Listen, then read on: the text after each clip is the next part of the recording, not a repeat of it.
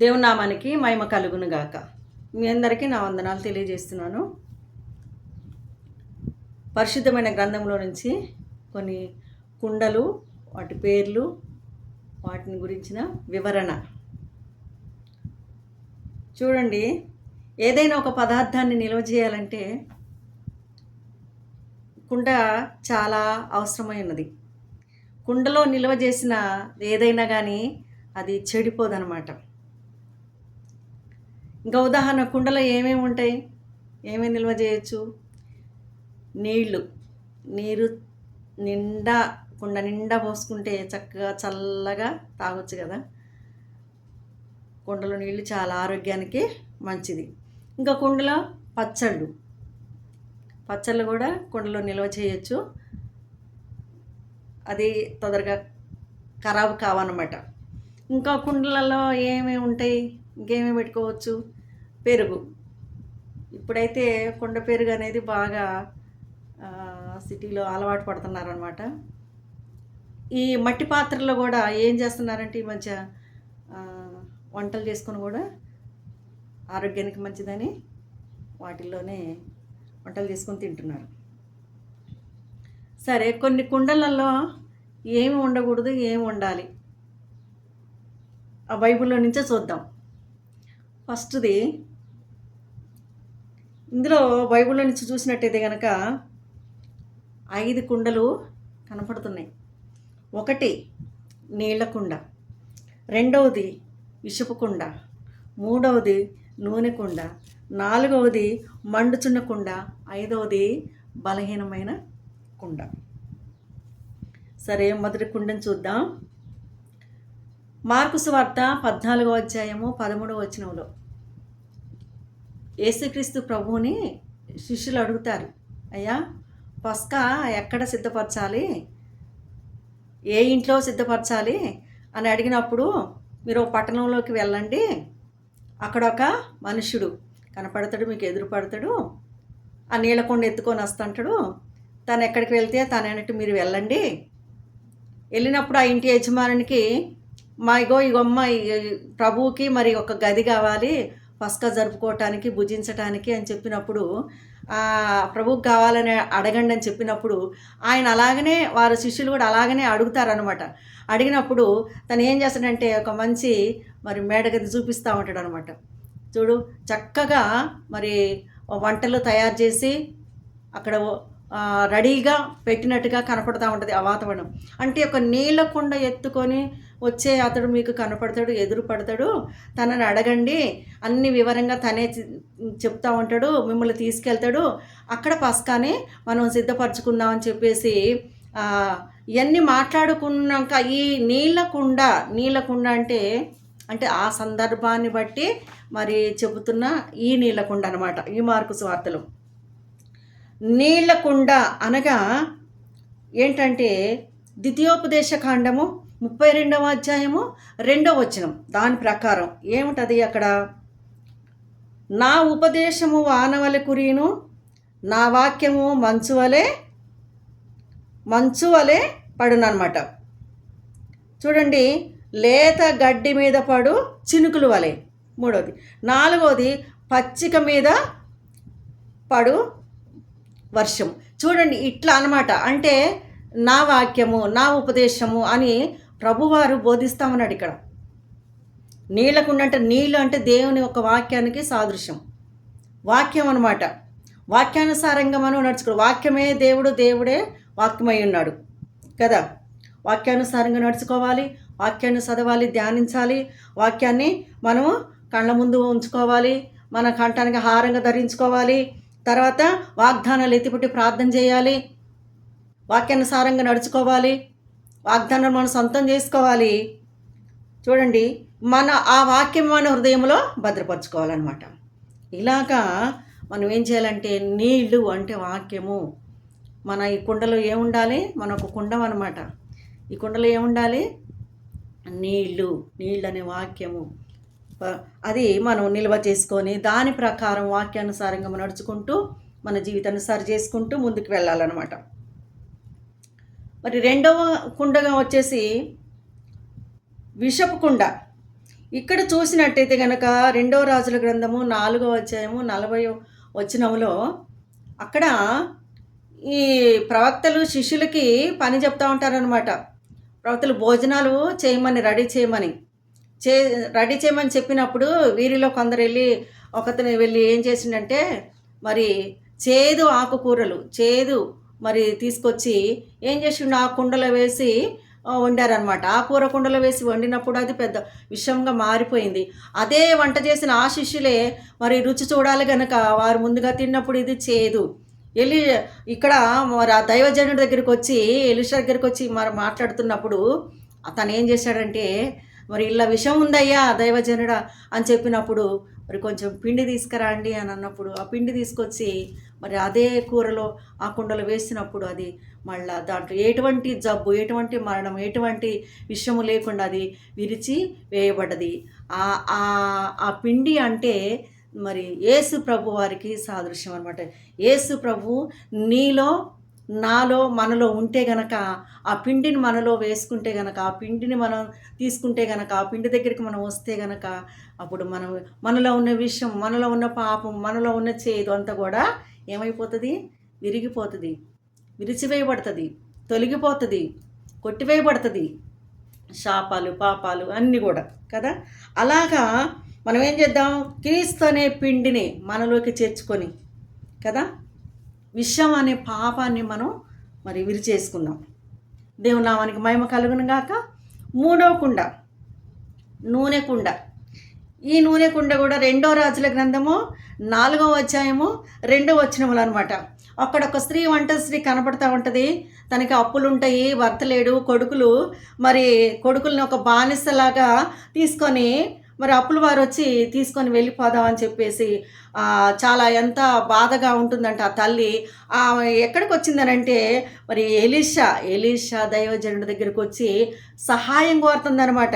అయ్యా మాకు ఇన్ని అప్పులు ఉన్నాయి అయ్యా, మరి నా పిల్లల్ని ఇలా తీసుకెళ్తాను రయ్యా అని చెప్పినప్పుడు ఆమె గోడు, ఆమె మనవి, ఆమె బాధ అంత ఎలీషా దైవజనుడికి, ఆ భక్తుడికి మరి ఆ పాస్టర్ గారి ముందు చెప్పినప్పుడు తనలో ఉన్న బాధ అంతా కూడా తను విని మరి ఒకటే మాట చెప్తా ఉన్నాడు. అమ్మ నీ దగ్గర ఏమి ఉన్నది, నీ ఇంటిలో ఏమి ఉన్నది అన్నప్పుడు ఆమె నా దగ్గర ఏం లేదయ్యా, ఒక నూనె కుండే ఉన్నదని చెప్తుంది అనమాట.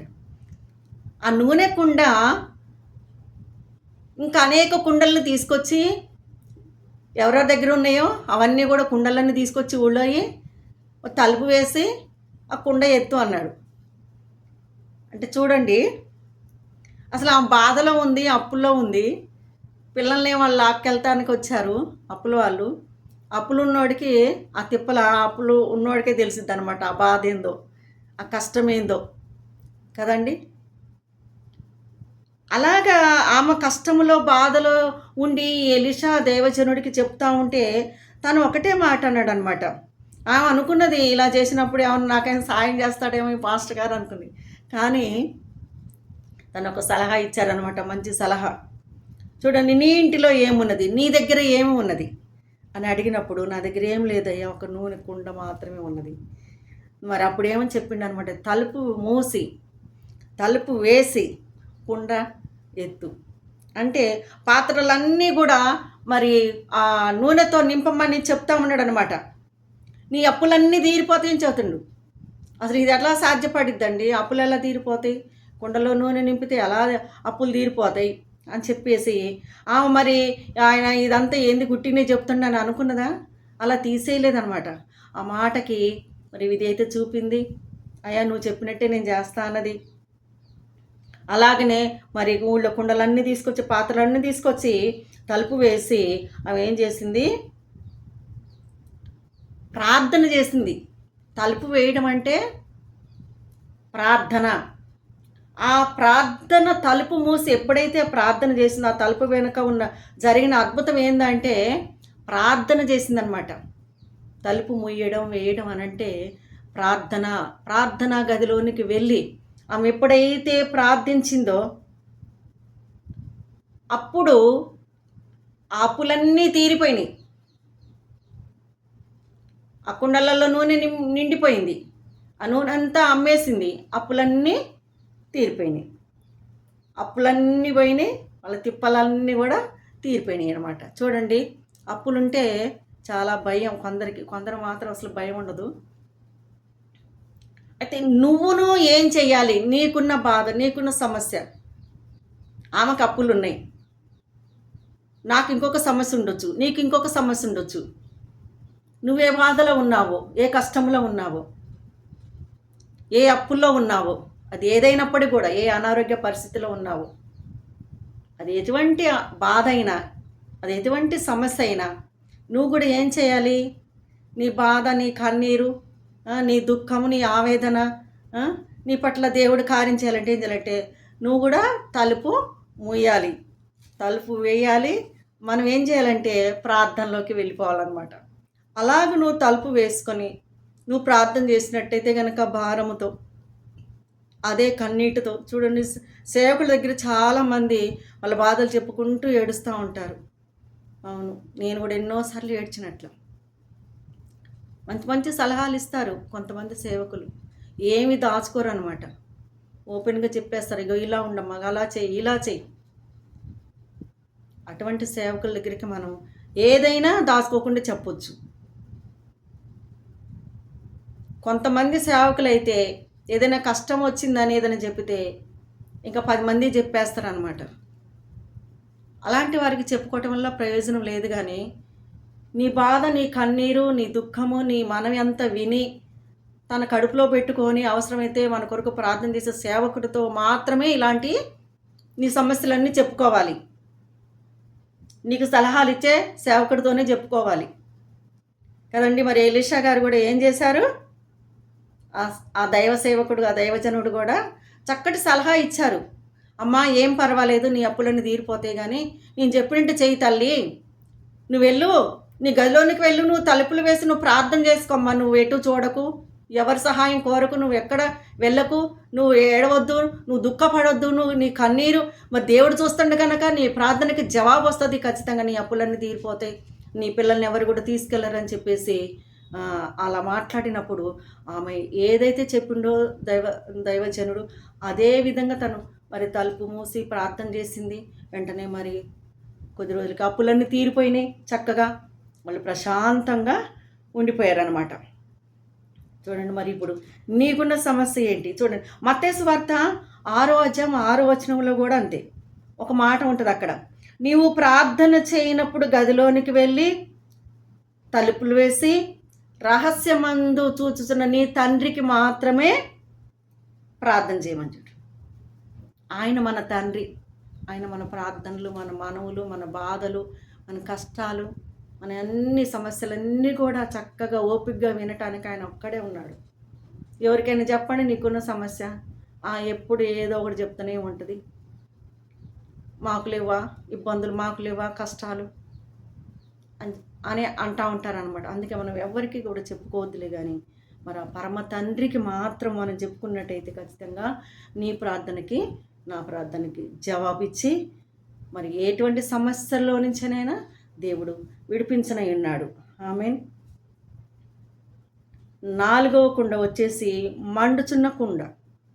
మండుచున్న కుండలు ఎక్కడున్నాయనంటే న్యాయాధిపతి గ్రంథంలో 7వ అధ్యాయం 16వ వచనంలో ఉందన్నమాట. అక్కడ గిద్యోను తన తోటి వారికి కొన్ని కుండలు ఇచ్చి ఆ కుండలలో దివిటీలు ఉంచమని చెబుతుండు. కుండ అంటే నువ్వు నేనే, మానవులం, మన శరీరం ఒక కుండ. అందులో ఆ కుండలో ఏం ఉంచమంటుండు? దివిటీ ఉంచమంటుండు. దివిటీలు ఉంచండి అంటాడు. దివిటీ అంటే మంట. దివిటీ అనగా మంట. మన శరీరమే ఒక కుండ అయితే ఆ కుండలో ఒక దివిటీ ఉండాలి. ఆ దివిటీ కూడా వెలగాలన్నమాట. మంట, ఆత్మల పట్ల మంట, ప్రార్థన పట్ల మంట, వరాల పట్ల మంట, పరిశుద్ధాత్మ పట్ల మంట, అట్లా మనం మండాలన్నమాట. ఏదైనా ఒక విషయాన్ని తీసుకున్నట్టయితే ఖచ్చితంగా మనము మరి గట్టిగా నిజముగా ఆయనకి మనం మొరపెడుతూ ఉండాలన్నమాట.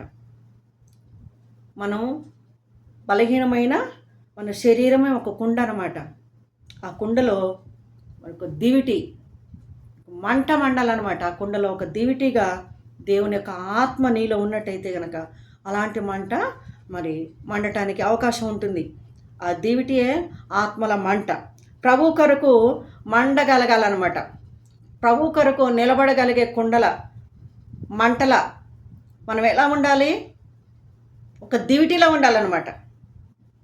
అలాగ మనం కూడా ప్రభు కొరకు నిలబడదాం, మంట కలిగి ప్రార్థించుదాం, దివిటీలా మండుదాం. బలహీనమైన కుండ. ఇంకొకటి ఏం చెప్తుందంటే మొదటి పేతురు 3వ అధ్యాయం 7వ వచనంలో కూడా స్త్రీలను గురించి అక్కడ భక్తుడు చెప్తా ఉంటాడు. పేతురు గారు భార్య గురించి పేతురు రాస్తున్నాడు అనమాట. ఏమని రాస్తుండు? ఎక్కువ బలహీనమైన ఘటం. స్త్రీ అంటే ఎక్కువ బలహీనమైన ఘటం అని చెప్తున్నాడు. ఘటం అంటే కుండ అని అర్థం. మనమే. పురుషులు కూడా కొంతమంది బలహీనంగానే ఉంటారు, స్త్రీలే కాదు. అలాగంటే మానవుని ఉద్దేశించి స్త్రీలైతే ఇంకా బలహీనమైన కుండలు అన్నమాట. మరి బలహీనమైన ఈ కుండల్ని చాలా జాగ్రత్తగా చూసుకోవాలి కదా. వాళ్ళు అలా చూసుకుంటున్నారో లేదో తెలీదు. చాలా జాగ్రత్తగా చూసుకోవాలి. మన బలహీనులమే, కానీ మనలో మరి బలమైన ఆత్మ, పరిశుద్ధాత్మ దేవుడు మనలో ఎప్పుడైతే ఉంటాడో, ఆ క్రీస్తు మనలోకి ఎప్పుడైతే వస్తాడో, మనం ఎప్పుడైతే ఆహ్వానిస్తామో అప్పుడు మనం బలము పొందుకుంటాం అన్నమాట. ధైర్యంగా ఉండగలుగుతాం, ధైర్యంగా నిలవగలుగుతాం. ఎటువంటి సమస్యలు వచ్చినా కానీ అదిరిపోము, బెదిరిపోము. సింహం పిల్లల వలె అలాగనే మనం మరి ప్రభువుని ప్రార్థిస్తూ ఆయన కొరకు ఆయన వైపు చూస్తూ ముందుకు సాగిపోవాలని దేవుడు మనతో మాట్లాడనై ఉన్నాడు. చూడండి, మన శరీరమే ఒక కుండ. ఆ మంటి ఘటంలోనే దేవుడు అపోస్తలుడైన పౌలు గారు కూడా చెబుతున్నారు అనమాట. మరి పేతురు గారు కూడా చెబుతున్నారు. ఆ మంటి ఘటంలో మహిమైశ్వర్యం దాచి ఉంచినట్టు దేవుడు. ఆ మహిమని, ఆ ఐశ్వర్యాన్ని నువ్వు ఎప్పుడైనా గమనించావా? నీలో ఉన్నదా అసలుకి దేవుని యొక్క మహిమ, దేవుని యొక్క ఐశ్వర్యం ఏమైనా ఉన్నాయా నీలో? దేవుడిచ్చే మరి ఆత్మ ఫలాలు కానీ, కృపా ఫలాలు కానీ ఏమేమి ఉన్నాయి? ఎన్ని రకాల ఫలాలు ఉన్నాయి? ఎప్పుడైనా నువ్వు గుర్తించావా? ఎప్పుడైనా నువ్వు వాటిని గురించి ఆలోచించావా? బలహీనమైన ఘటంలో, మంటి ఘటంలో మహిమైశ్వర్యం, దేవుని యొక్క కృప, దేవుని యొక్క వాక్యము, దేవుని యొక్క ఆత్మ నడిపింపు, దేవుని యొక్క అభిషేకము, ఇవన్నీ ఉన్నాయా లేవా అనేది మనం ఒక్కసారి పరిశీలన చేసుకోవాలి. అలాంటి నడిపింపు కనుక మనలో, మన పైన ఉండినట్లయితే గనక దేవుడు ఖచ్చితంగా నీ ప్రార్థనకి జవాబు ఇస్తాడు. ఆమేన్. అలాగనే మనము కూడా ఏం చేయాలంటే భారము కలిగి ప్రార్థించాలి. ప్రభువా, నేను బలహీనులయ్యా, నాలోనికి రండి మీరు. నా బలము సరిపోదు ప్రభువా, నువ్వు నాలో ఉంటే, నా ముందు ఉంటే, నా పైన ఉంటే, నాలో నువ్వు నివసిస్తే నాకు ధైర్యము, విశ్వాసము, నేను సాగిపోవటానికి, ఆత్మీయ జీవితంలో ప్రార్థించడానికి, కృపావరాలు పొందుకోవటానికి, భాషల్లో మాట్లాడటానికి, అద్భుతాలు చేయటానికి, వాక్యోపదేశం చేయటానికి, అన్నిటి కూడా ప్రభువా నాకు ఒక ధైర్యము మరి నువ్వు ఉంటేనయ్యా అని చెప్పేసి మనం ఎప్పుడైనా అడగాలి. అలా అడిగినప్పుడే దేవుడు మనకి ఆయన దగ్గర ఉన్న ఈవులన్నీ కూడా మనం పొందుకోవటానికి అవకాశం ఉంటుంది. ఈ బలహీనమైన ఈ ఘటంలో మరి మహిమైశ్వర్యం, ఈ మంటి ఘటంలో ఎందుకు పనికిరాని మరి ఈ కుండలం అన్నమాట, ఈ మట్టి పాత్రల్లో దేవుని యొక్క మహిమ మరి ఉండునుగాక. ఆమేన్. చూడండి, ఎన్ని రకాల కుండలు? 5 రకాల కుండలు. ఒకటి నీళ్ళ కుండ, రెండవది విషపు కుండ, మూడవది నూనె కుండ, నాలుగవది మంట అంటే ఏంటంటే మండుచున్న కుండ, ఐదవది బలహీనమైన కుండ. ఆ బలహీనమైన కుండ నువ్వు నేను స్త్రీలనే ఎక్కువగా అక్కడ మరి మెన్షన్ చేశారనమాట. మొదటి పేతురు పత్రికలో పేతురు గారు చెప్తా ఉన్నారు, స్త్రీలు బలహీనమైన ఘటం. ఈ బలహీనమైన ఘటంలోనే దేవుడు ఏం చేసిండు? మహిమైశ్వర్యాన్ని నింపిండంట. అది మనం గుర్తుపట్టగలగాలి, అది మనం బయటకు తీయగలగాలి. ఒక్కొక్క స్త్రీలలో ఉంటారండి, చాలా టాలెంట్ కలిగి ఉంటారు. ఆ టాలెంట్ని బయటికి తీయరనమాట కొంతమంది. కానీ ఒక్కొక్కరిలో ఒక్కొక్క తలాంతు, ఒక్కొక్క వరాలు ఉంటాయన్నమాట. దేవుడు ఇస్తాడు, కానీ అవి గుర్తుపట్టగలగాలి, వాటి కొరకు ప్రార్థన చేయాలి. ఇస్తాడు కానీ దాన్ని వాడుకోవాలి. కొంతమంది వాడుకోలేని పరిస్థితులు, కొన్ని ఆటంకాలు కలుగుతూ ఉంటాయి. దుష్టుడు అలాగ పెడతా ఉంటాడు అనమాట. ఎందుకంటే దేవుని నామానికి మహిమ రాకుండా సాతానుగాడు అలాగా ఆటంకం చేస్తూ ఉంటాడు. మరి ఆయనకి మహిమ వచ్చే పనులు మనం చేస్తూ, మరి మంటి ఘట్టంలో మహిమైశ్వర్యాన్ని నింపుకుంటూ, ఏ రోజుకు ఆ రోజు ఆత్మతో మరి నింపబడుతూ, భాషలతో మాట్లాడుతూ, అభిషేకించబడుతూ, కొత్త కొత్త మరి అన్య భాషలతో మాట్లాడుతూ, దేవుని నామానికి మహిమకరమైన జీవితం జీవిస్తూ ఈ లోకంలో మరి ముందుకు సాగిపోదాం. అట్టి కృప మీకు దేవుడు తోడై ఉంచునుగాక. ఆమేన్.